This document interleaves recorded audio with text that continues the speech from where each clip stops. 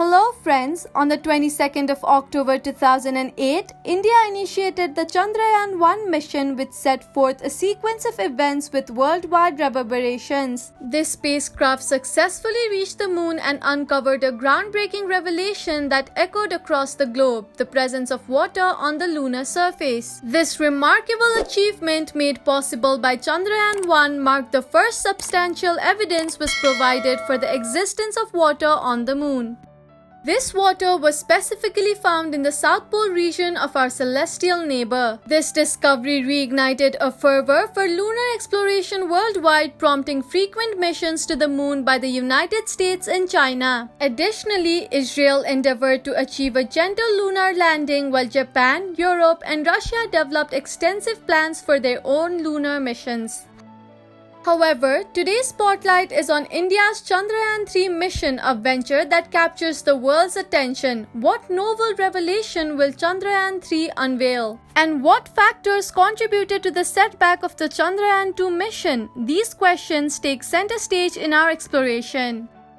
India embarks on a lunar journey anew as the historic Chandrayaan-3 spacecraft hurtles towards its moon-bound destination. With its sights set on the largely unexplored south pole of the moon, India is once again chasing the moon, aiming for an immaculate landing. The realm of lunar missions encompasses a diverse array of objectives ranging across 5 to 6 distinct categories. Human endeavors to probe the moon commenced in the 1950s, and as technology advanced, the complexities of these missions naturally evolved.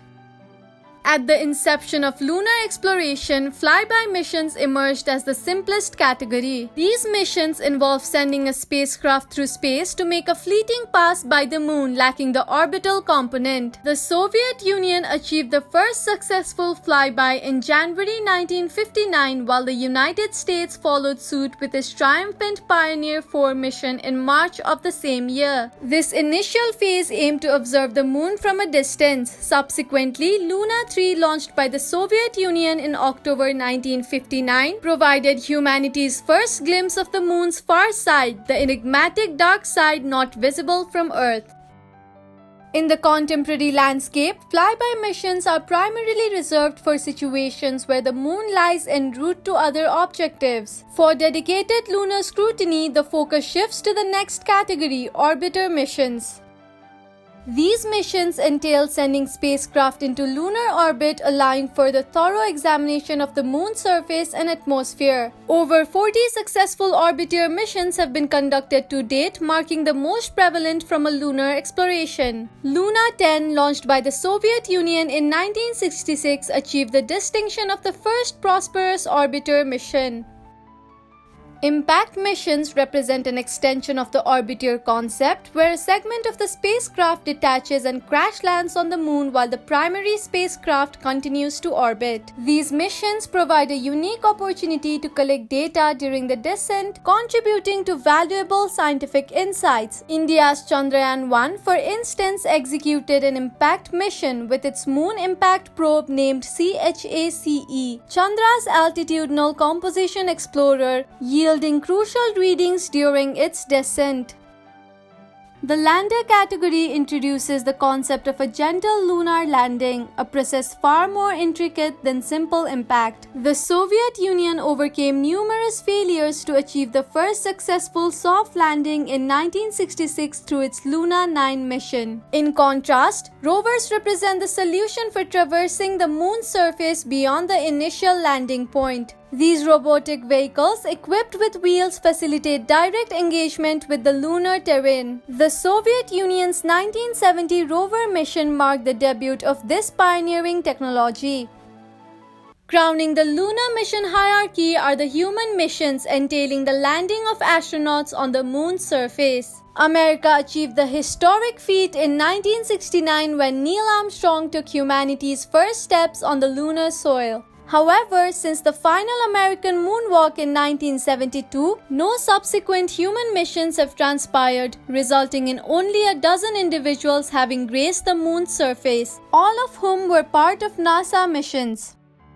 The Chandrayaan-2 mission, designed as rover mission, strived to land the Vikram lander gently on the moon's surface, carrying the Pragyan rover within. Yet on September 6, 2019, the mission encountered an unexpected setback as the Vikram lander veered off course during its descent, ultimately crash landing. A software glitch was implicated as the cause, a report initially withheld from the public by ISRO, Indian Space Research Organization, a departure from their customary transparency. In January 2020, ISRO confirmed the lander's destruction due to the multiple challenges encountered, including engine instability and communication loss. Chandrayaan-3 now emerges as a response to the unfinished objectives of Chandrayaan-2. Extensive modifications have been integrated to minimize the chances of recurrence. The landing area has been enlarged significantly, fuel capacity augmented for prolonged surface presence, and software upgrades enacted for enhanced stability and maneuverability. Learning from Chandrayaan-2's partial success, Chandrayaan-3 benefits from high-resolution images captured by the earlier mission's orbiter, aiding in selecting precise landing sites. Chandrayaan-3's central objective mirrors that of its predecessor, deploying a rover to explore the moon's south pole, an area rife with perpetual shadowy craters believed to harbor ice deposits. This mission is not without its time constraints, as the rover must conclude its scientific endeavors within a single lunar day, lasting approximately a month on Earth. Faced with lunar night's extreme cold, the instruments are ill-equipped to function during these frigid periods. With Vikram lander weighing 1,750 kg and the rover Pragyan weighing 26 kg, the Chandrayaan-3 mission encompasses three distinct modules: the lander module, the rover module, and the propulsion module. The lander and rover modules bear well-defined roles in the undertaking, while the propulsion module is tasked with ensuring effective propulsion for the mission's success. As Chandrayaan-3 embarks on its mission, the world watches with anticipation, eager to witness the unfolding of new lunar revelation and the culmination of India's persistent efforts to unravel the moon's mysteries. The propulsion module serves the crucial role of propelling Chandrayaan beyond the Earth's orbit and guiding it towards the moon. This module orchestrates the initial insertion of the lander and rover into lunar orbit. Upon reaching a distance of 100 kilometers from the moon's surface, the lander and rover will be released for their descent to land.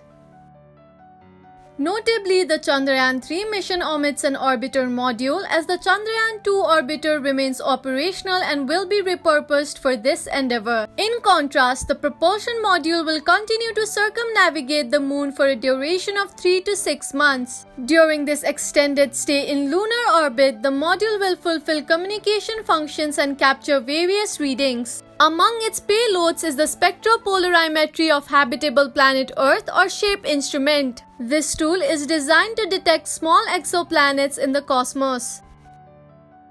Turning our attention to the Vikram lander and Pragyan rover, these entities are equipped with intriguing instruments. Pragyan boasts two instruments, LIBS, laser-induced breakdown spectroscopy, and APXS, alpha particle X-ray spectrometer. LIBS meticulously scrutinizes the chemical composition of lunar soil, deciphering the minerals embedded within. Meanwhile, APXS conducts similar analysis on moonstones. As Pragyan conducts its investigation, Vikram lander will concurrently capture imagery to provide visual insights contingent upon successful execution.